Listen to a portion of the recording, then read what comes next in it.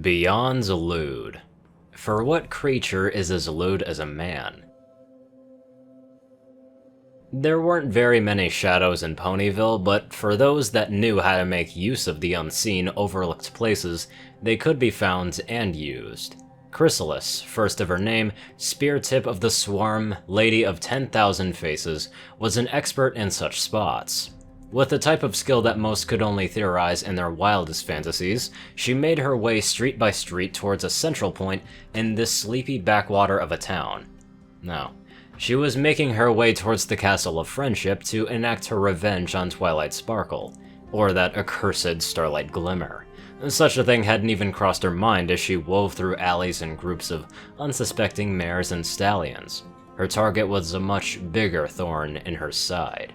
For months, she had felt a disturbance in the hick town filled with her worst enemies. A whirlwind of lust and lewdness reverberated so strongly that it could be felt from all corners of Equestria. It was overwhelming, all-encompassing, and for a changeling such as herself, it posed as a problem, a very dangerous one in fact. If she was to rebuild her hive, she needed to find a pony with a vast amount of love that she could capture. Such a thing would have been child's play for a queen as magnificent and as powerful as her, if not for lust, that is. She could sense nothing else but it. From the moment she woke up to the second she closed her eyes, its taste was at the tip of her tongue. This made finding a worthy foundation for her new empire nigh impossible, and this would not do. In fact, this was the indignity that broke the proverbial camel's back.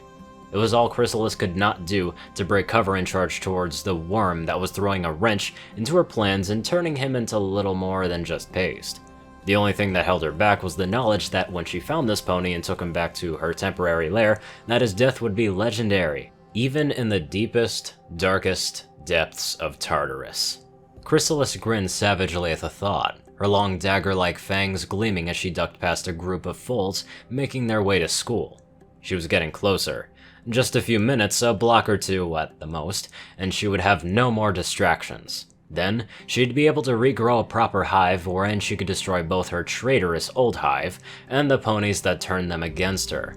Turning the corner, she saw the thing that helped one of the elements. The changeling honestly didn't know what kind of pony to expect. To her surprise, it wasn't even a pony, nor anything else she had ever seen in her long life.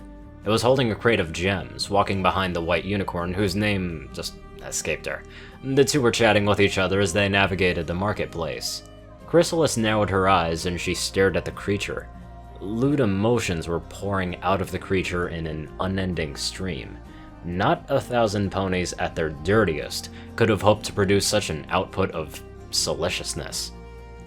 She reeled back as an image popped into her mind. It was the white unicorn in a pair of stockings, with her mane tied into a ponytail. Before she could process the picture morphed, now there were two ponies, the cream-colored earth pony selling sweets, and the greenish unicorn helping her that waved at the creature as it passed. The two were falling all over each other, panting and breathless, and Chrysalis gagged, her wings buzzing in rage. She tried to block these mental images out, but it was of no use. They rode on the waves of lust, battering her mind like waves against the shoreline. Each scene was different, sometimes with one pony, sometimes with groups, all of them in different states of composure, dress, and attitude. With each one, Chrysalis could feel something tighten up in her chest. Daddy? What's that? Oh, that's one of the changelings, honey. Though I don't think I've ever seen one that looked like that. Usually they're so colorful. The changeling queen didn't hear this exchange, nor did she notice that some of the town's ponies had seen her. She could only focus on the filth that she was just seeing. Chrysalis ground her teeth together, her body shaking with rage. She could feel what little self-restraint she had been stripped away from by the seconds, the corners of her vision beginning to turn red. Death was too good for this creature. Banishment was too good for this creature. Any torture or magic she cast upon it was far more than it deserved. This was no mere mortal. This was a being morphed out of the vilest of pits. You! She shouted, pointing at the beast. You! Some ponies jumped at her volume and the amount of loathing in her voice, turning their attention towards her. The element of harmony in the creature stopped and turned to see what all the commotion was about. The white unicorn gasped. Chrysalis? Oh my word. Chrysalis growled. She began shoving ponies out of the way as she marched towards the two. The white unicorn blocked her path, horn at the ready.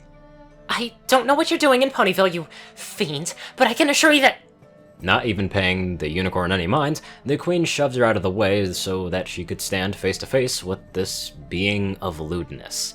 The creature smiled. Oh, hey! You're one of those bug horses things, aren't you? What in the swarm is wrong with you? She demanded, interrupting it. The creature looked to his left, then his right. Me?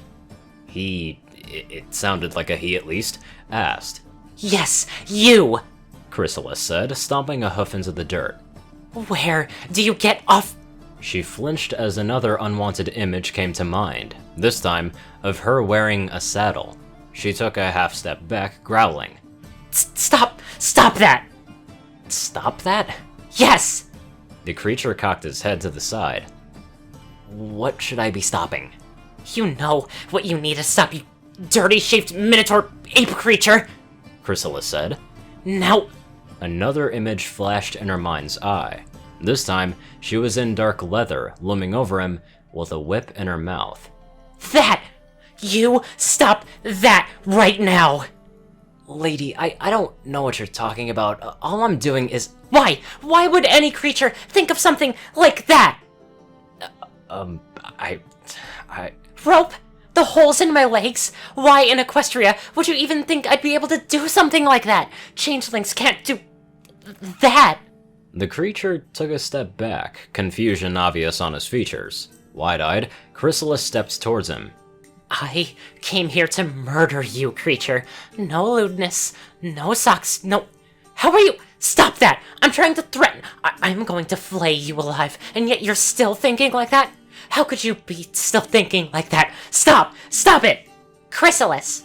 Whipping around, Chrysalis, who was now breathing hard, saw Twilight sparkle in her vile little friends, none of which looked very happy to see her. You leave our human alone this instant, you— Why do you let this thing live amongst you? The queen demanded, cutting off Twilight's tirade. Do you have even an inkling of the thoughts running around in his head? The unfiltered lewdness, and I would not kiss Twilight Sparkle. I hate her, so stop thinking about it. Stop thinking about me kissing her friends. By the swarm, I'll— Wings buzzing, Chrysalis threw back her head and let out a scream of rage. The rage inside of her boiled over, and as angry as she had ever been before, well, now she was livid. With a snarl, she launched herself at this creature. Gems went flying everywhere as she knocked it off of its feet with an oof. I am going to rip out your soul and use it as a dishcloth! She yelled, pressing her nose against his as she drew back her lips to reveal her fangs. This was a horrible idea, because the second she did, so another image came to mind. Her fangs weren't being used to bite and tear. They were slowly, sensually biting at the creature's neck, never hard enough to penetrate his flesh, but just enough to leave a thrillingly pleasant tingle as one of its paws— With a yelp, Chrysalis rolled off of the creature. How can you— Gritting her teeth, she made to lunge at him, only for another scene to appear. Ropes, belts, the warmth and smell of another as she held them close. The sounds of her moans as the very phallic object did unspeakable things to a royal person. I swear that you'll only know pain. You'll die by inches, you— Now she was all in leather, surveying a group of bound ponies. This sort of boundage was far lewder than anything she had ever done, and not at all practical when one wanted to cult nap some pony so they could be extracted of their love or switched out with a changeling agent. Her eyes grew huge as she took another step back, her tail tucking against her rump. The longer she stayed this close to the creature, the more vivid the images became. She could feel phantom touches, smell smells that she didn't know were there. Rage turned into the desire for escape as she backpedaled, nearly colliding with Twilight Sparkle, who just looked as puzzled as every pony else watched. Without a second thought, she ducked behind the alicorn, not quite cowering. A queen never cowered, but it was uncomfortably close to it.